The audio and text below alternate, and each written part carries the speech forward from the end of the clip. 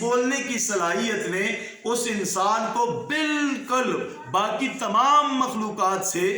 جو اس پیدائش کے مرحلے میں ابتداً انسان کی طرح ہی تھے کہ نطفہ تھا، پھر اس سے علقہ بنا، مضغہ بنا، یہ سارے مراحل ایک جیسے تھے، لیکن یہاں پر اللہ نے کمال مہربانی فرماتے ہوئے انسان کو وہ عقل و شعور، وہ فہم و فراز، وہ عقل و فہم کی قوت عطا فرمائی، وہ غور و فکر کی صلاحیت عطا فرمائی، اور وہ تسخیر کائنات کے حوصلے عطا فرمائے، اور وہ حکمرانی کی امنگیں عطا فرمائی، اور پھر یہ سب کچھ اللہ تبارک و تعالیٰ نے اس ماں کے پیٹ کے اس رحم کے اندر ہی انسان کی طبیعت کے اندر یا انسان کے اندر یکجا جمع کر دی۔ اب اگر کوئی اس چیز کا تصور کرتا ہے اس کی عقل دنگ رہ جاتی ہے، اور وہ میں حیرت میں اپنی انگشت کو منہ کے نیچے دبا کے کہتا ہے کہ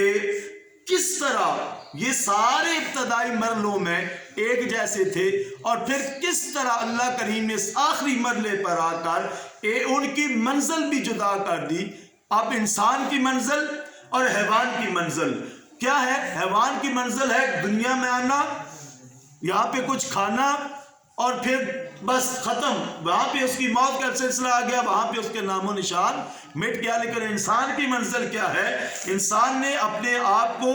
اپنے رب کے قرب میں لے کے جانا ہے، اور رب کی معرفت، رب کی پہچان، اور رب کا ایک خاص بندہ بنانا ہے۔ تو یہاں پر رب نے کمال مہربانی فرماتے ہوئے انسان کو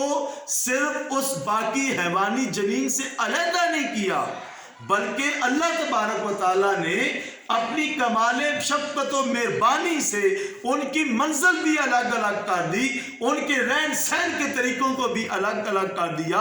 وہ کیا کرتے ہیں؟ وہ خوراک کے لیے اس زمین کے اوپر منہ مار کے اپنی خوراک تلاش کرتے ہیں، لیکن اللہ نے انسان کو یہ قوت عطا فرمائی ہے کہ وہ اپنے ہاتھوں سے یہ خدمت لیتا ہے، اور اس کے ہاتھ اس کے لیے کھانا توڑ کر اس کے منہ میں لے کے جاتے ہیں۔ یہ اللہ نے انسان کو قوت عطا کی ہے کہ وہ اپنی زبان کے ذریعے اپنا ما فی الضمیر بیان کر کے، اپنے دل کی کیفیات کو بیان کر کے، وہ اپنے عقل و فہم کے ذریعے اور قرآن کی مدد لے کر بڑے بڑے جو دنیا کی بڑی بڑی چیزوں کو تسخیر کر سکتا ہے۔ وہ انسان اس کے جوہر کے اندر اللہ نے یہ کمال رکھا ہے کہ وہ بڑے بڑے صحراؤں کے سینے چیر دیتا ہے، وہ بڑے بڑے وہ جہاز کے ذریعے فضاؤں کے سینے چیرنے والا انسان، اور چاند پر قدم رکھنے والا، اور اس سے اگلی منازل کو بھی طے کرنے والا انسان ہے۔ تو وہ ساری چیزیں ابتداً اس